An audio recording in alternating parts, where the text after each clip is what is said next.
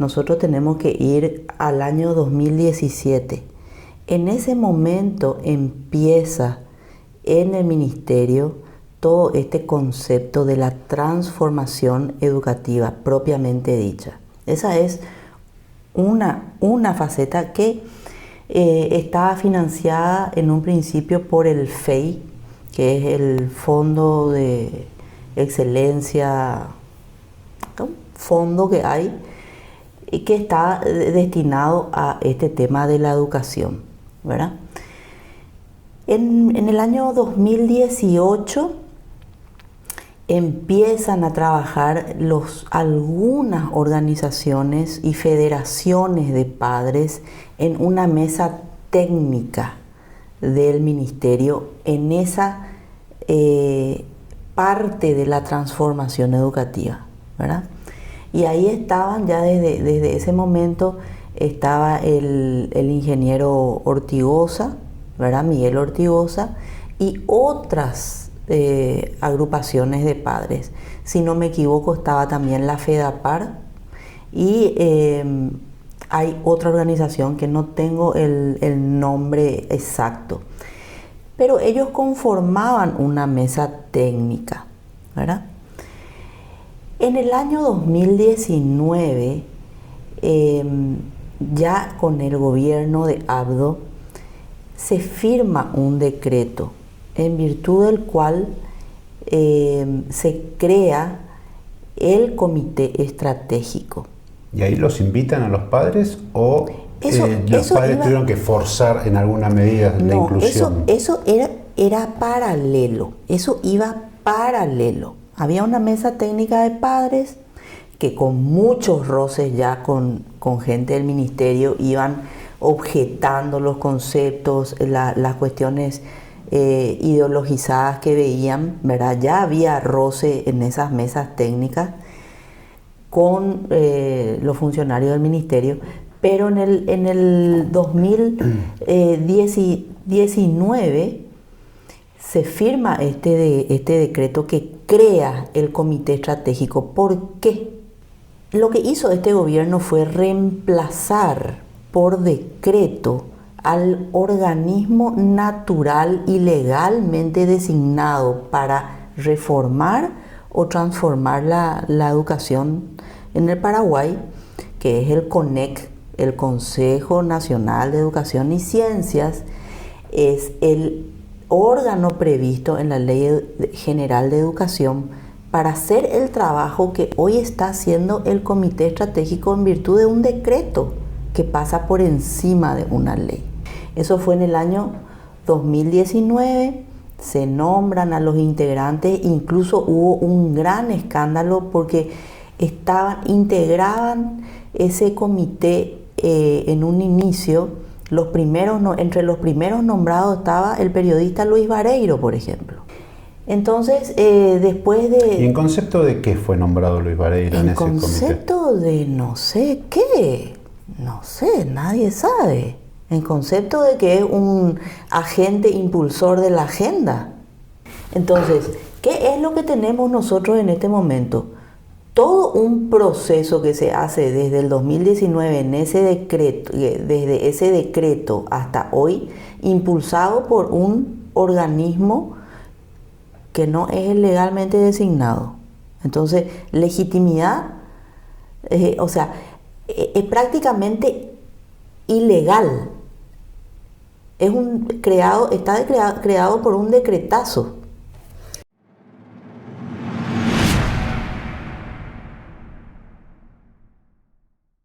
Dentro de este esquema de irregularidades, donde aparece un comité estratégico por fuera de la ley, en el año 2020, si no me equivoco, se aprueba la ley que acepta la donación de la Unión Europea, ¿verdad?, para ciertos aspectos de la transformación educativa.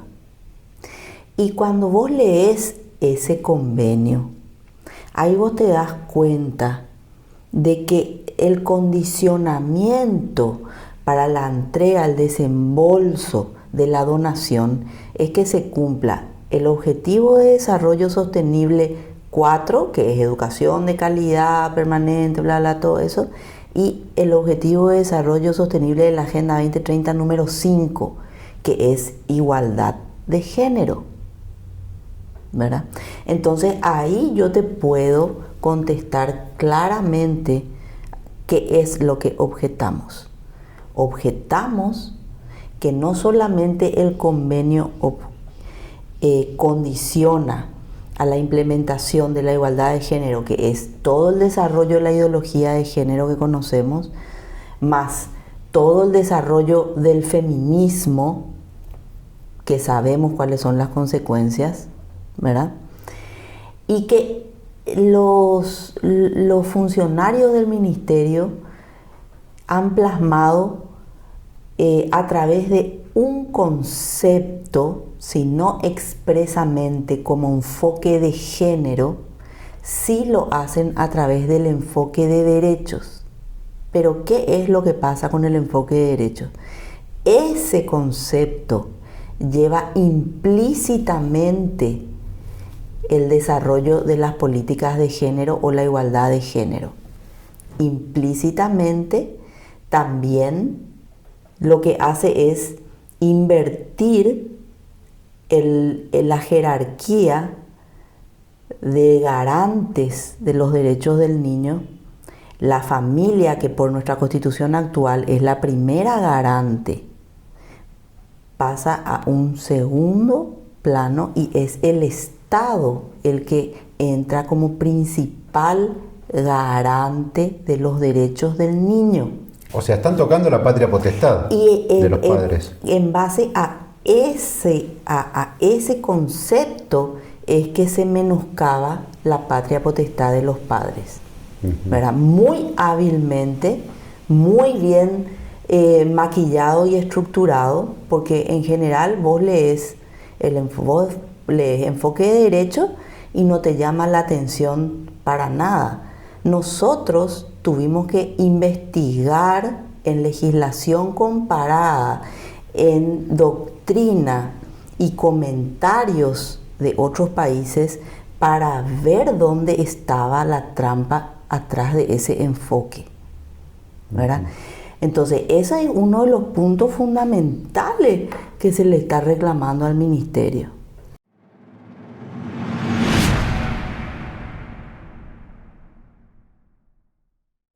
El último reclamo que se hizo fue el de mayor peso, ¿verdad? Hay que acordarse que hubo un primer supuesto acuerdo en noviembre del 2021. Tuvo muchísimas objeciones y críticas. También hubo, después de eso, entonces se contrata al famoso Instituto de Desarrollo y se le paga. Esto nosotros corroboramos con pedidos de información pública. Se le paga 840 millones a una consultora o Instituto de Desarrollo, como se llama, para que redacte el llamado segundo acuerdo, que también tuvo muchas objeciones. Y ahora ya vamos por el tercer documento que presenta el ministerio y ante el cual esta vuelta firman la reserva de derechos y objeciones, ¿verdad? Los 3 miembros del comité estratégico que son de la línea Pro Vida y Pro Familia. ¿Quiénes son ellos? El monseñor Narciso Velázquez, que es el rector de la Universidad Católica, el pastor Micenas, que es del ala evangélica, y el ingeniero Ortigosa, que está ahí representando a los padres, ¿verdad? Ellos, en la semana que pasó, firman un documento de 11 hojas donde se enumera todas las irregularidades que ellos han encontrado después del análisis del último documento, ¿verdad? O sea, en ninguno de los 3 supuestos acuerdos los padres participaron de esas firmas o de la elaboración del documento final. No. Esto es un enlatado y nos quieren hacer, o sea, quieren proyectar por medio de un discurso de que esto surge de la participación ciudadana, de aquellos foros que ellos fueron haciendo o de consultas digitales que para mi gusto y para cualquier persona que tenga un poco de sentido común sí, sabe que no son confiables. No son confiables y tampoco es un tema que se pueda tratar por medio de una consulta digital. Y los foros que ellos han organizado desde el año pasado, ¿verdad?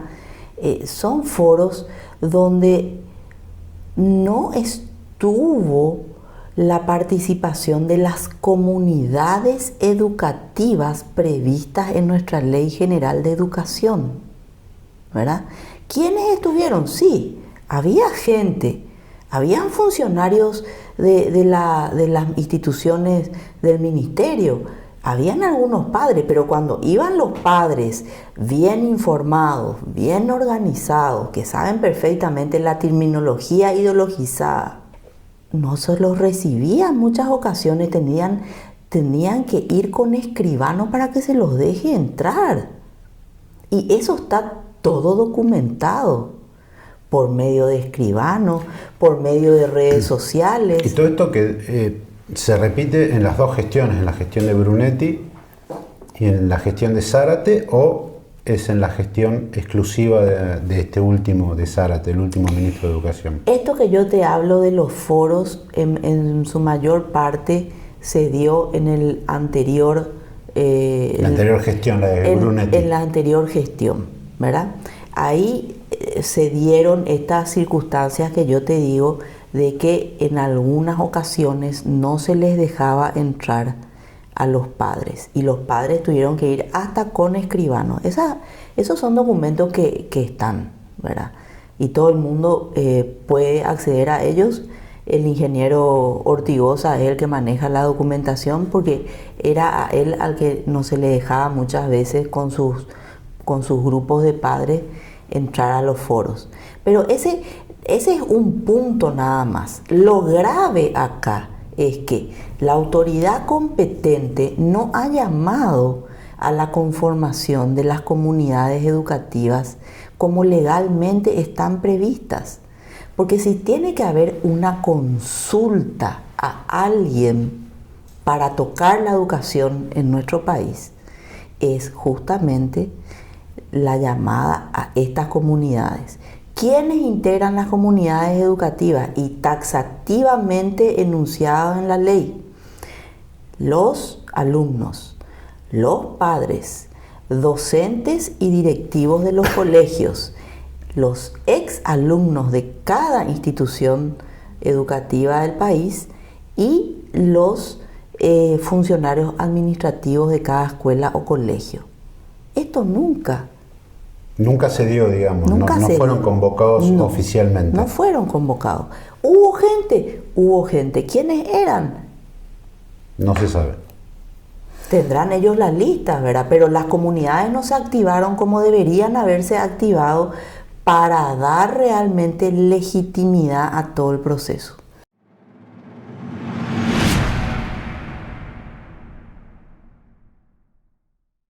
Bueno, ahora esto fue la nota que entregaron. Yo te voy a leer la última parte.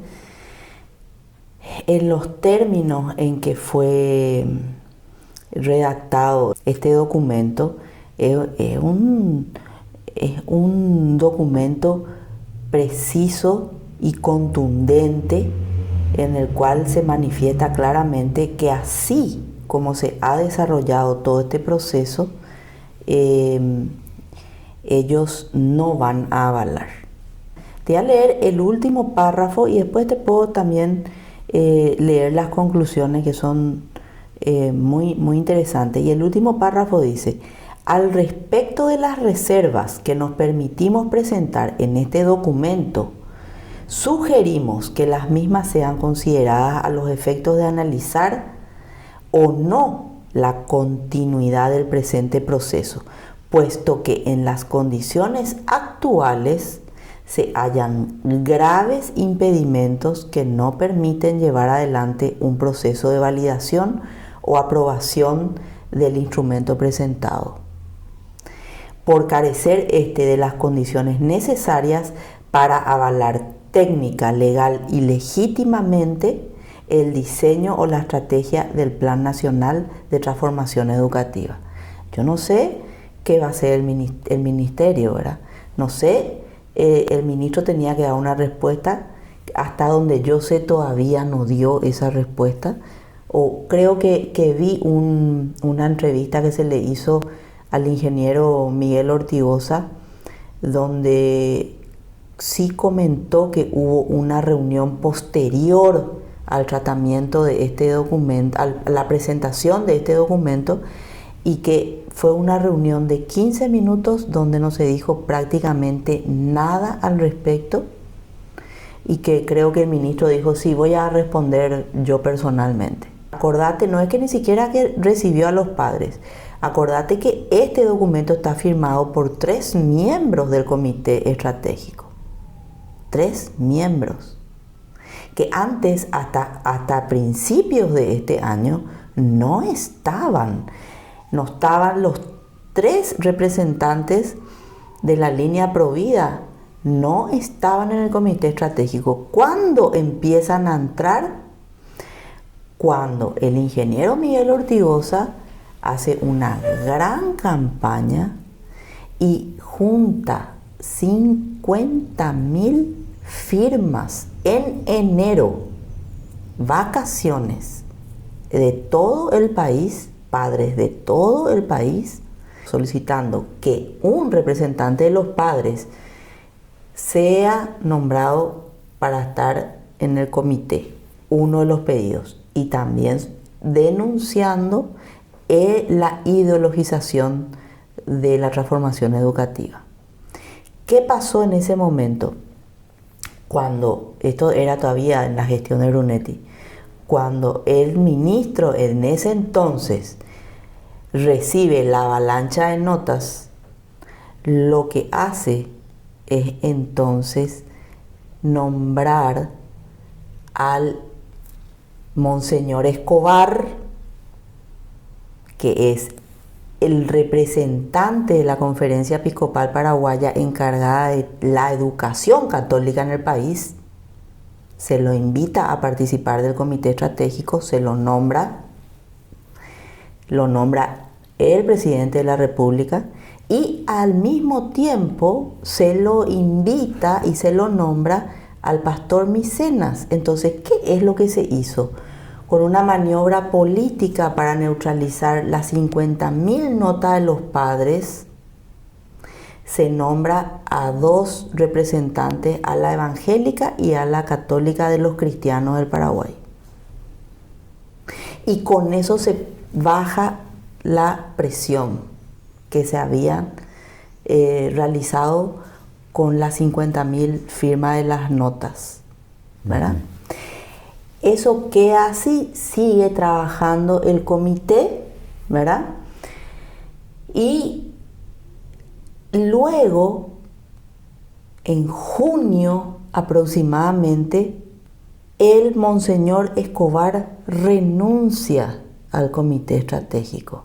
¿Por qué renuncia Monseñor Escobar? Porque él ya se dio cuenta de las irregularidades en ese entonces.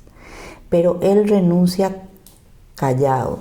Pero su gesto fue un gesto muy claro y valiente.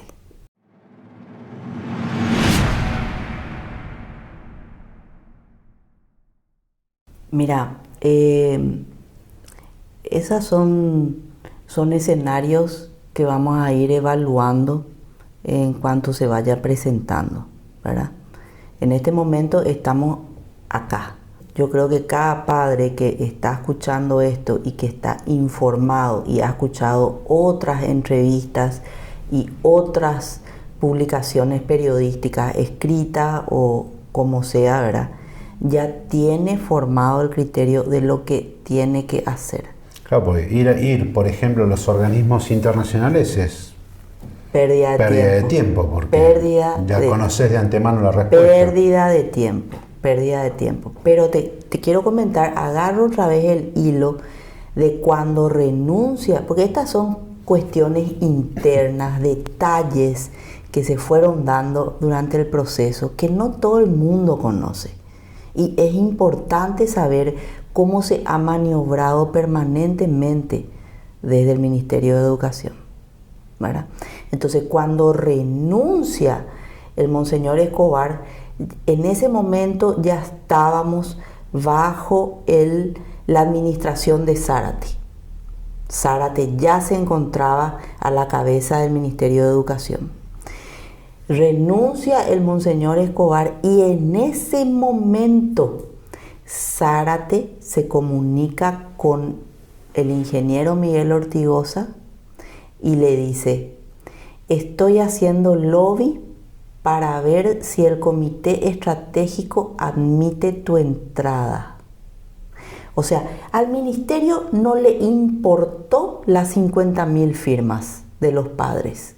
El pedido popular de los únicos legítimamente habilitados para intervenir realmente en todo este proceso, que son los padres, a él no le importó. Pero cuando se le sale el Monseñor Escobar un mensaje fuertísimo, eso significó en ese momento: la Iglesia Católica no va a avalar este proceso, y renuncia.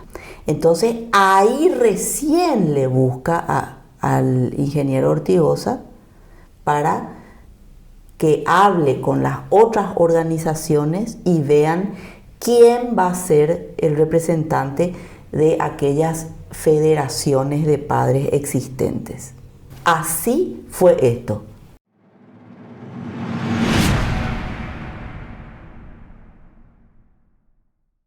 Mira, el mensaje que yo les doy a los padres es que tienen que estar atentos y tienen que estar preparados para movilizarse. Lo que estamos viendo es de la mayor arbitrariedad y lo que refleja es un autoritarismo y un totalitarismo impresionante de parte del Ministerio de Educación en la persona del ministro Zárate. Es una vergüenza cómo se está pisoteando a los padres de este país.